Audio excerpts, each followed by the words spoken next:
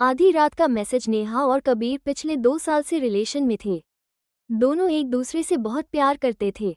एक रात 12 बजे नेहा के फोन पर एक अजनबी नंबर से मैसेज आया, तुम जिस पर भरोसा करती हो वो तुम्हें धोखा दे रहा है। नेहा का दिल जोर से धड़कने लगा। उसने तुरंत कबीर को कॉल किया, लेकिन उसका फोन स्विच ऑफ था। सेल फोन सच या झूठ? अगले दिन नेहा ने कबीर का पीछा किया। उसने देखा कबीर एक लड़की से कैफे में मिल रहा है। दोनों हंस रहे थे, बातें कर रहे थे। नेहा की आंखों में आंसू आ गए। उसे लगा सब खत्म।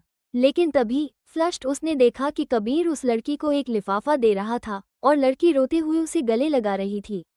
नेहा और ज्यादा उलझ गई। ये धोखा था या कुछ और?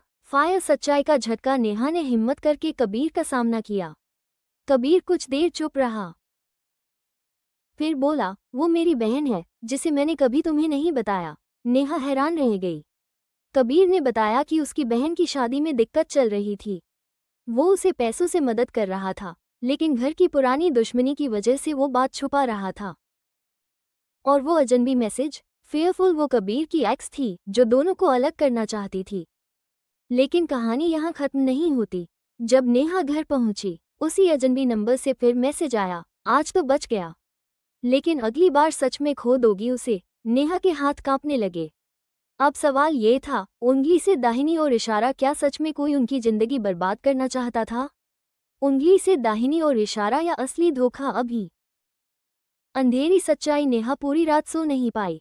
वो बार बार वही मैसेज पढ़ रही थी, आज तो बच गया, लेकिन अगली बार सच में खो दोगी उसे। अगले दिन उसने फैसला किया, अब डरना नहीं है। नेहा ने उस नंबर को ट्रेस करने के लिए अपने दोस्त आदित्य की मदद ली, जो साइबर कैफे चलाता था।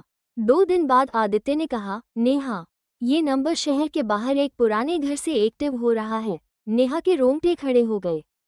फेयरफुल पुराना घर। नेहा और कबीर साथ में उस जगह पहुंचे। वो एक सुनसान टूटा फूटा घर था। दरवाजा हल्का सा खुला था। अंदर से किसी के रोने की आवाज आ रही थी। कबीर ने धीरे से दरवाजा खोला और अंदर जो देखा वो चौंकाने वाला था। वहां कबीर की एक्स सिमरन खड़ी थी। उसके हाथ में नेहा और कबीर की तस्वीरें थीं, जिन पर लाल निशान लगे हुए थे। फेयरफुल फेस, असली खेल। सिमरन चिल्लाई, अगर तुम मेरे नहीं हो सकते तो किसी और के भी नहीं हो सकते। पता चला सिमरन कबीर से बदला लेना चाहती थी। वो नेहा को डराकर दोनों के बीच शक पैदा करना चाहती थी। लेकिन तभी नेहा की नज़र एक और चीज पर पड़ी।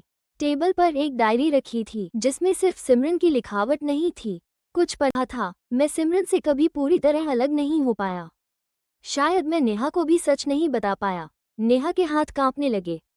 क्या कबीर सच में आगे बढ़ चुका था, या वो दोनों को धोखा दे रहा था?